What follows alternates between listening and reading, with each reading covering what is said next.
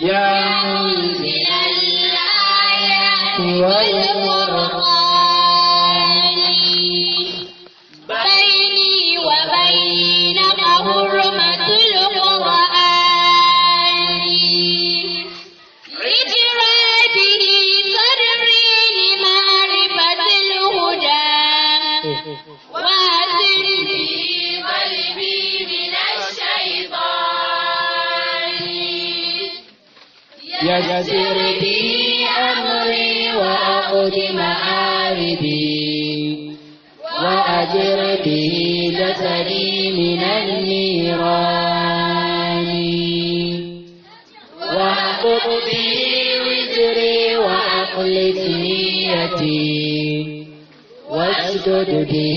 أجري وأخلص شاني واكشف به ضري وحقق توبتي واربح به بيئي بلا خسران طير به